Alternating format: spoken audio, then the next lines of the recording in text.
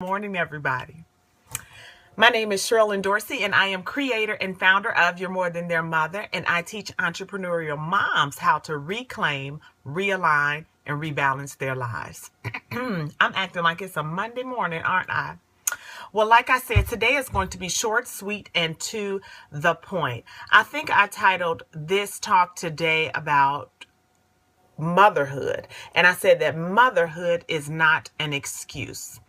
That is really the summary of what it is I want to talk about today.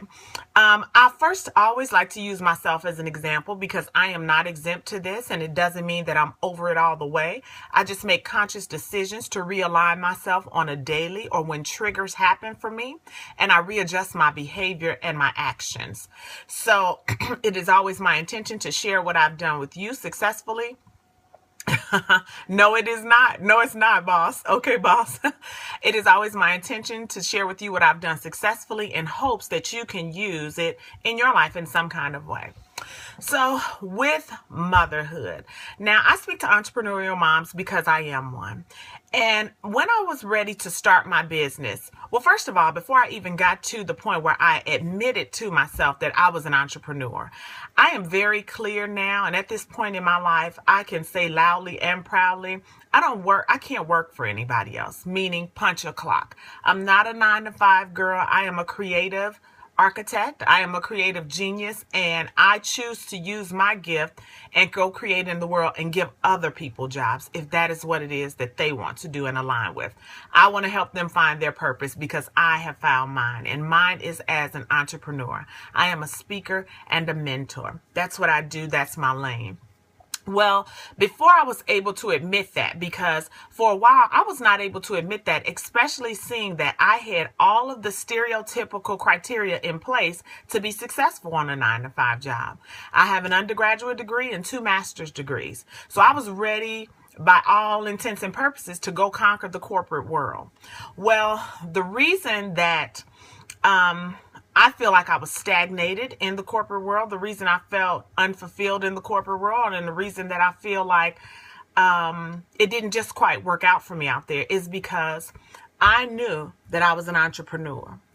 And the very first thing I did for myself was let me put it like this.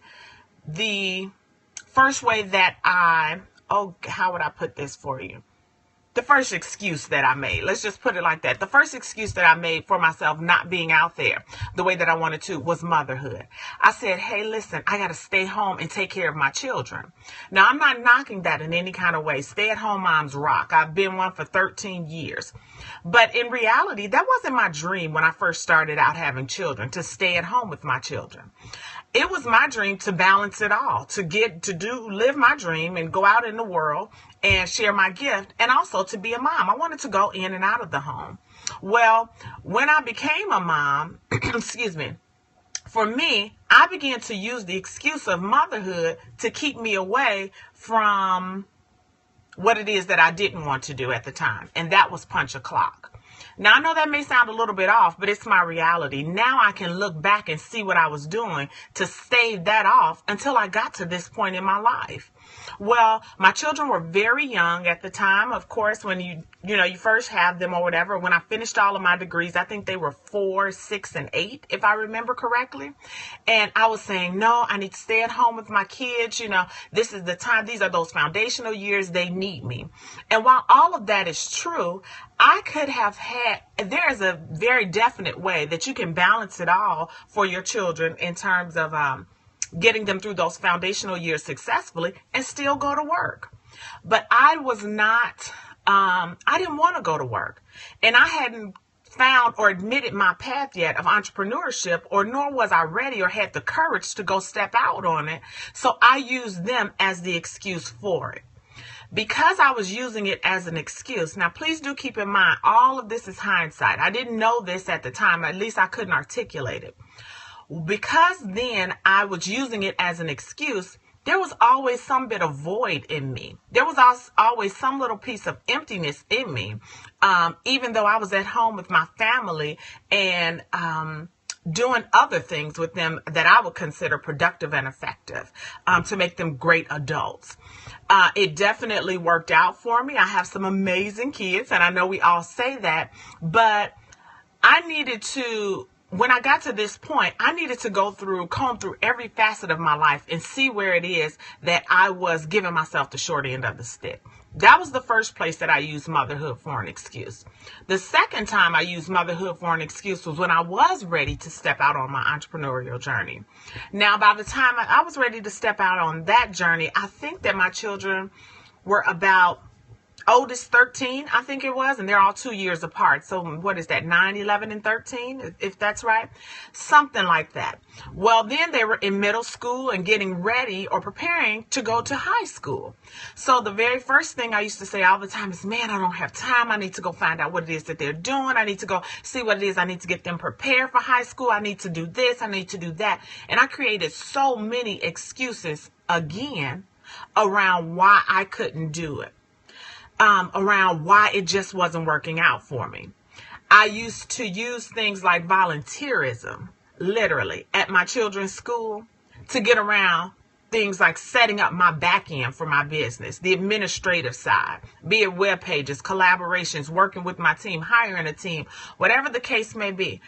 We get stuck. It's hard to switch up. It can be hard to switch up, okay, boss, but it's possible. And the first step to me knowing that I was using this as an excuse is to admit it. You have to really be willing and able to take a firm look at yourself, or a really harsh look at yourself, and say, you know what, I fell short, or you know what, I didn't do what I should have done, or I didn't do all that I could have done. And when we do that, good. And when we do that, we don't have to be hard on ourselves or run ourselves through the ringer or shoulda, coulda, woulda ourselves. We just have to be willing to admit it and move on and see and create a different habit and exhibit and exercise a different behavior in order to improve our situation. So for me, it was kind of hard for me to look at myself and say, Sherilyn, you weren't living in your truth. You weren't doing all that you could at that moment to be who it is you said you wanted to be. So here's how it showed up for me, guys. When I did go out and get a corporate job, and I know I'm kind of toggling back and forth between it, but I'm trying to figure out how to bring this story to you today. But when I did say, you know what, I'm going out there, because remember I told you about that underlying emptiness that I kept feeling. And I thought it came from me by getting out of the house or getting to a job. Well, when I did go out there and get that job, here are some things where I fell short on. And I couldn't see this then, but I know it now. One of the areas I fell short on was in payment. I accepted way too low of a salary for what it is that I brought to the table by way of education and experience. I used to allow myself to be looked over for promotions or lead projects. I used to do that because, one, I felt like I wasn't getting paid enough. And two, now that I'm looking back on it, I see that I didn't really see myself as worthy of that. I didn't see myself as worthy of that because, why would that be? I already didn't feel like I should have been there. But I didn't want to be fired because I felt like this is what I needed in order for my family to get what it wanted financially or, materialistically, whatever the case may be. It all basically became this big snowball effect, and it was rough. It was really rough because it was a time for me where I was so tired of feeling unsettled. And every time I used to bounce back, or I used to fall back to, forget it, I need to be at home with my kids anyway. I need to just be at home. But what I didn't know then that I know now is life kept giving me opportunities to not be satisfied, to go do what it is that I said I wanted to do to be satisfied. And that did not come in the form of my children, because I feel like when it came to my children, and I know this is true for all those good moms out there, because I speak to women who love their families and want to go after their dreams. So I know that this is true for you too. But I knew that I was being a great mom. Of course, there's always things that you can do more of, and I think that's just life. I let myself off the hook for that. But I knew that I loved my children, and I was doing everything I could for them. in terms of helping them to succeed and to be good people to themselves and to the world. But I couldn't figure out how to do it for myself. So I kept falling back to, well, let me get back to my kids. I had went from fired to laid off, underpaid, to what is it called when the job leaves? Basically laid off again, or when the position is dissolved. All of those things happen, and in the moment, I was feeling like, man, why is all this happening? It just seemed like a string of bad luck. But when I look back now, what's RIF, Mocha Mob? Tell me that. I'm not hip to that acronym or abbreviation. But all of it, what I know now is it was life giving me the opportunity over and over and over again to go do and be who it is that I said I wanted to be. So reduction in force. Yes, that's what I was looking for. Reduction in force. I have heard that before as well. But all of those things happen for that. So bottom line, I kept defaulting back to my children and really using them as a tool to help fill me. It's also fear. It can immobilize us, but once we see it for what it is, we have to move. Love that. Yes, absolutely. Okay, boss. Absolutely. To be honest with you, in my situation of that, of using my children in that instance, I didn't even necessarily know what I wanted then, so I don't know that it was fear. All I know for me at that time is I wouldn't even own up to what it is I said I wanted. I wouldn't even sit down with myself long enough to figure out exactly what it was. So it was a whole crazy mess. But what I see now in the people that I work with and the people that I talk to is that they are in some of these same patterns. They are using their children as this, what is it called when you use your children to help you fill a void? That's really not their responsibility to fill. So whatever that little term is for that, that's where I find a lot of women now.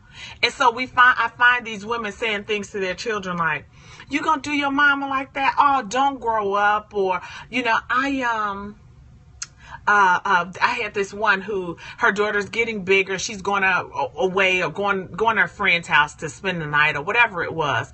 And she told her before she leave, you going to leave your mama? Why would you leave me? You know I'm lonely without you. Well, I found that to be so damaging. I thought that to be so damaging in the respect that she's making this child responsible for her happiness or to make her feel balanced or whole. Now, you may say that's a lot, that may be a lot, but I believe words have power. And everything that you are saying out loud penetrates us, not only on the surface level, but subconsciously we take that in and we deal with that on a day-to-day basis. We deal with that mentally, and it dictates our actions and our thoughts.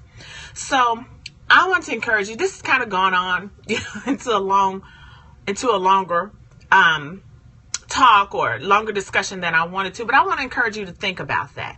Do not use your children as an excuse to hold you back from where it is that you want to be. Now, I'm not telling you that it will all go smooth and as planned, because as you know, the best laid plan, in particular when you have children, can be flawed.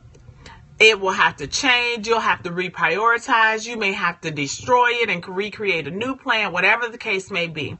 But I want to encourage you to stay the course no matter what. You cannot use your children as an excuse. It can be done. There are successful mompreneurs out here who are doing it big every single day. I'm one of them. I'm finally learning how to own all that fully. I do what it is I need to do for my children. They are amazing. I have an amazing family. I'm an amazing mom, but I'm also going to do what it takes for me. And I think that makes me an even better mom, an even better person, and an even better citizen for the world. So I hope that you found some value out of this. I hope you're able to put that together. If not, replay it, look at it again, share it with someone else if that serves you. And I hope you join me next time. Well, in the meantime, it's time to move beyond everyone else's expectations of who you ought to be and become the woman you thought you could be. Thanks so much for the hearts. Thanks for joining me. Bye.